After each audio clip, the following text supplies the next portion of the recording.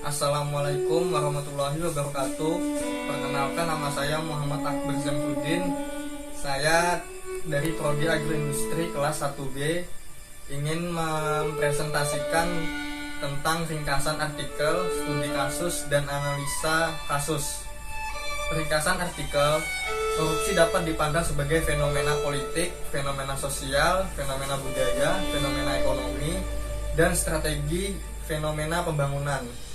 Karena itu pula, sebagai penanganan korupsi harus dilakukan secara komprehensif melalui strategi atau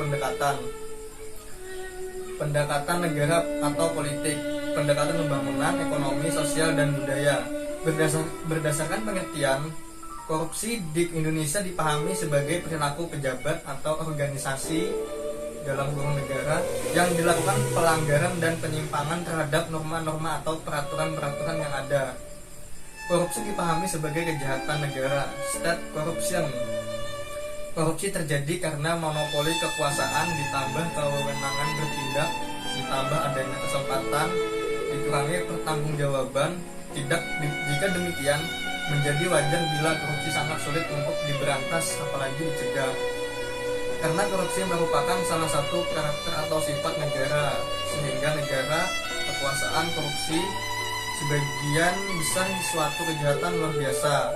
Korupsi memiliki banyak wajah dalam sektor produksi, korupsi dan dari suhu sampai hilir, dari anak-anak sekolah sampai presiden, dan konglomerat sampai tokoh agama. Sebagai contoh korupsi, Bupati Kotim telah mengambil hak rakyatnya yang seharusnya uang tersebut digunakan untuk kesejahteraan rakyatnya, tapi justru digunakan untuk kepentingan pribadi, yaitu menimbulkan kekayaan negara.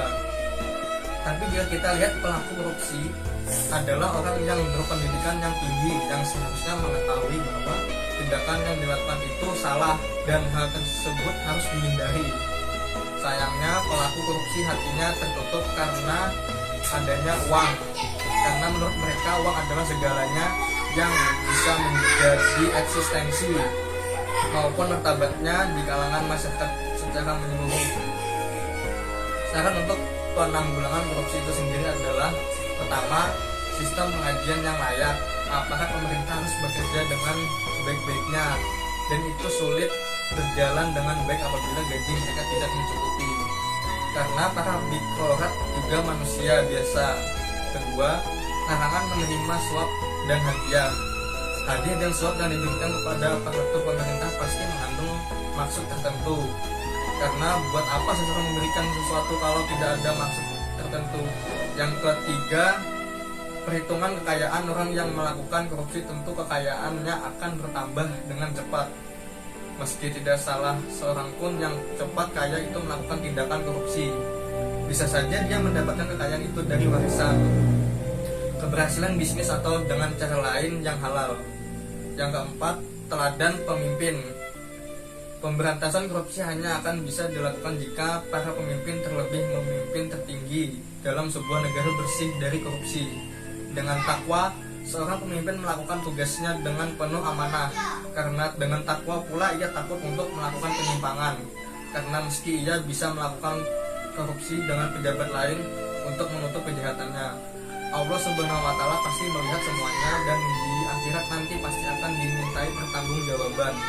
Yang kelima, hukuman yang setimpal. Pada dasarnya orang lain akan takut menerima risiko yang akan mencelakakan dirinya, termasuk bila ditempatkan hukuman setimpal bagi para koruptor, berfungsi sebagai pencegah. Hukuman setimpal atas koruptor membuat orang jerah dan kapok melakukan korupsi. Yang keenam, pengawasan masyarakat dapat berperan menyembuhkan atau menghilangkan korupsi. Pada bagian B, studi kasus. Jejak suap Bupati Kotim yang merugikan negara senilai 5,8 triliun. CNN Indonesia, Ciamis, tanggal 7 bulan 2 2019, tanggal 8. Supian Hadi, Bupati Kota Waringin Timur, ditetapkan KPK sebagai tersangka dugaan suap penertiban IUP. Jakarta, CNN Indonesia, Komisi Hadi sebagai tersangka kasus dugaan suap terkait izin usaha pembangunan di Kabupaten Kota Waringin Timur, Kalimantan Tengah. izin itu dipersiapkan untuk 3 perusahaan berbeda. Atas penerbitan IUP atau KPK menduga Supian yang juga kader PDIP tersebut telah merugikan negara hingga 5,8 triliun dan senilai 711.000 US dollar atau sekitar 9,9 miliar dengan asumsi kurs 14.000. Kerugian negara itu mengalahkan kerugian negara pada kasus korupsi EKTP sebesar 2,3 triliun dan korupsi SKL BLBI sebesar 4,58 triliun. Setara bila dibandingkan dengan kasus lain yang pernah ditangani KPK seperti KTP elektronik yang uangnya sebesar 2,3 triliun dan BLBA sebesar 4,58 triliun, kata Wakil Ketua KPK Laude M. Syarif di gedung KPK. Besaran dugaan kerugian negara dalam kasus yang menerpa Supian ini hanya dikalahkan oleh kerugian negara akibat dugaan korupsi kasus pemberian fasilitas pendanaan jangka pendek (PJP) dan penetapan Bank Senturi sebagai bank gagal berdampak sistemik. Pada kasus Senturi ditangani negara mengalami kerugian sebesar 7,4 triliun. C. Bagian analisis kasus. Berdasarkan kasus yang sudah dipaparkan di atas, dapat kita melihat bahwa benar korupsi ini lebih banyak dilakukan oleh individu yang memiliki jabatan atau pengaruh penting dalam sebuah organisasi. Selain itu, melakukan kejahatan korupsi tidak selalu dilakukan hanya oleh satu orang saja, namun berkelompok atau banyak orang yang dengan menggunakan koneksi yang sudah ada.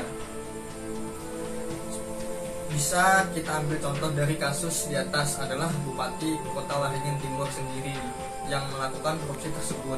Tujuan dan melakukan korupsi itu sendiri tidak lain adalah hanya untuk mengambil keuntungan pribadi yang kemudian dibagi-bagi. Kedok ini melakukan korupsi ini sendiri menggunakan pekerjaan sebagai alasan utamanya.